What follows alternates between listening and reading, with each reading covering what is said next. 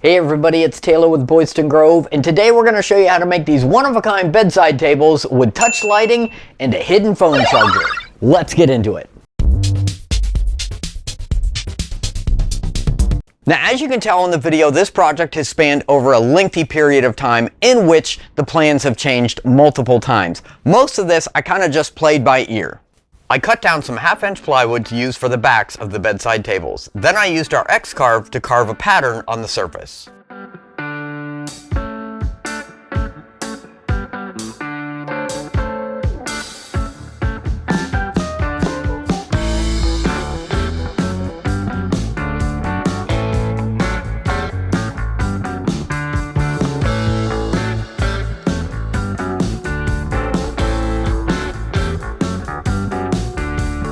I cut up some 1x3 pre-sanded pine boards to use as the frames.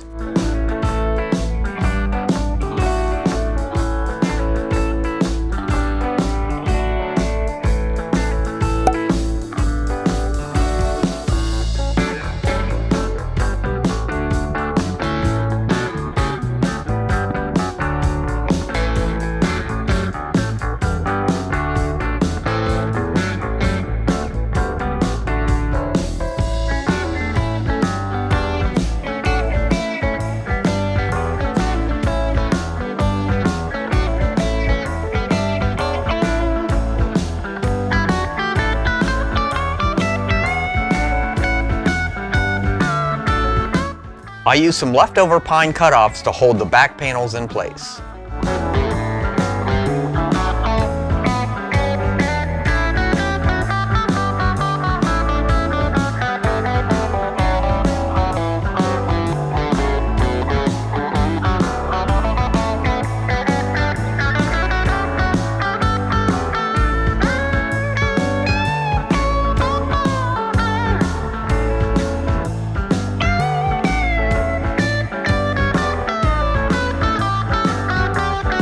I cut some 1x12 pine boards for the shelves, and then cut some strips of cherry to use as trim.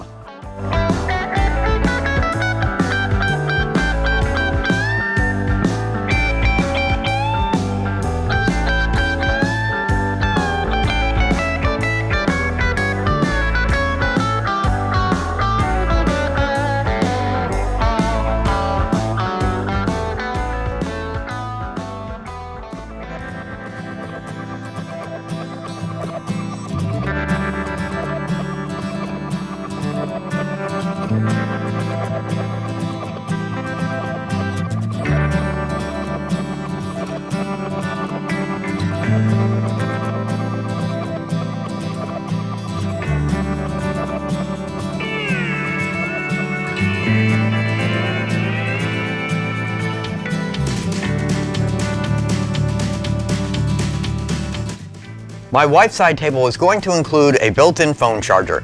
So after finding one online that had really good reviews, I began by tracing it onto one of the shelves, and then I used my router to clear out the area, making multiple passes and lowering the router bit each time.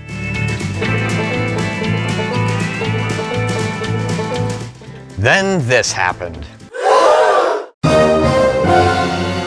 Now, just to clarify, the bit didn't go all the way through the surface of the wood. It actually just caught on some of the pieces of this cheap pine and ripped them out. So technically, this is the tool's fault. Or at least that's what I'm going to be telling myself.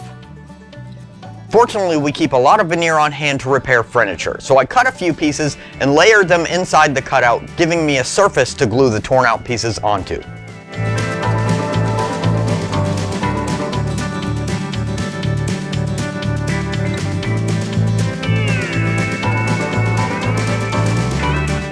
I cut up some pieces of cherry to use for the sides of each of the cubbies.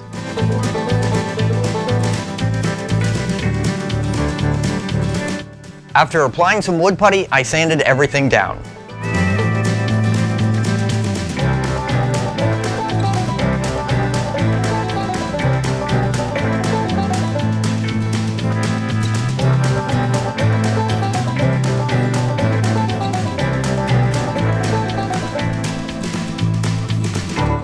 After testing the charger, I used some high-strength hot glue to hold it in place.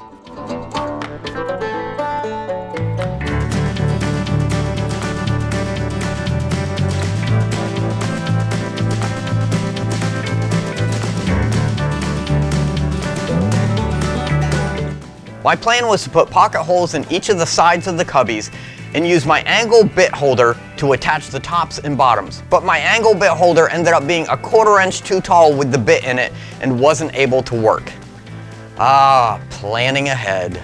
So instead, I used pocket holes to attach the bottom and then countersunk some holes in the back and used those plus a few brad nails to attach the tops.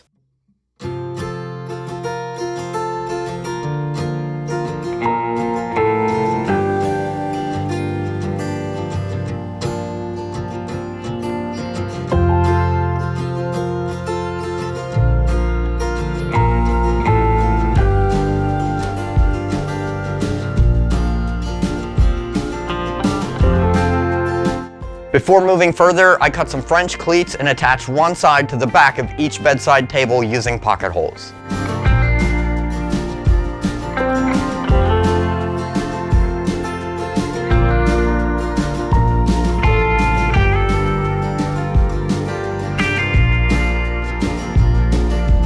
To attach the cubbies, I pre-drilled through the back and screwed them in place with some flat washers to keep the screw heads from pulling through.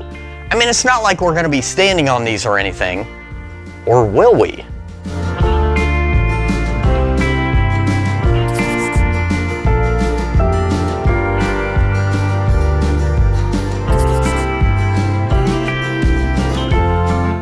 For a little extra something, I cut some thin strips of cherry and used them to trim out the front face of each bedside table.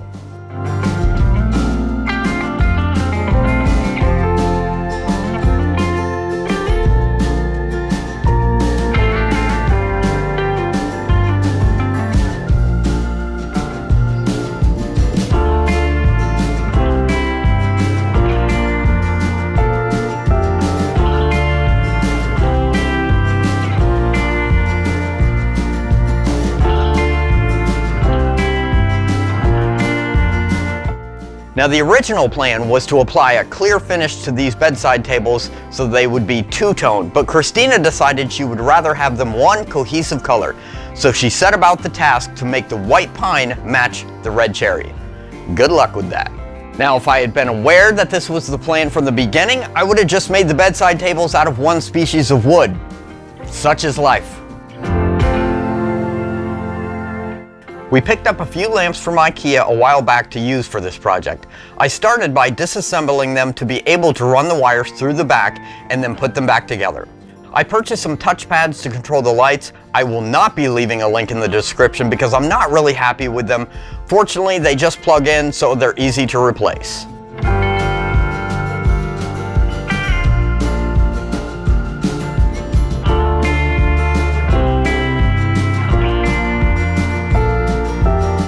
My original plan was to have all the wiring tucked behind the back side of each bedside table. This worked fine on my side, but the AC adapter for the phone charger made this impossible on Christina's side. So I ended up drilling out a hole to fit the wiring inside the cubby. Now this is just a temporary solution until I can find some new touch pads that actually have smaller AC adapters. That way the wiring can all go back behind the panel.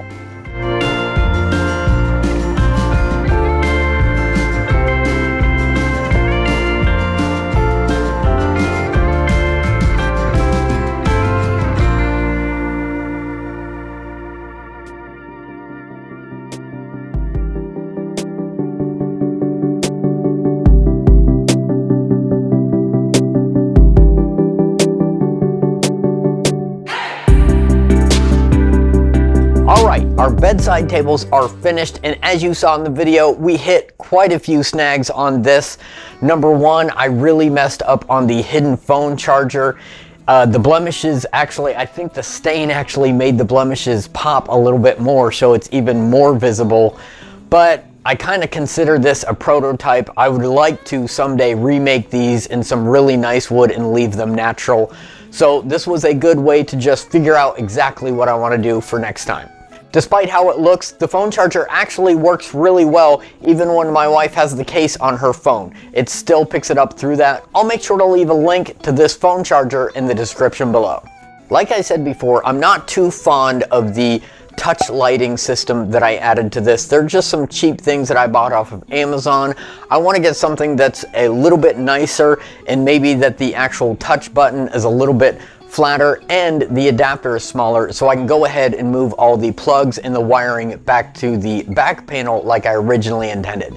All in all, despite all the hiccups, they do function and we're really enjoying them. And it really got my mind moving on all the ideas and things that I can try for the next set that I build. I hope this video inspires you to think outside of the box with some projects that you're working on around your own home. We work on a new project every week, so make sure to subscribe and hit the notification bell. And let me know in the comments below what you thought of this project, or if you have any ideas on how I can improve on my next set.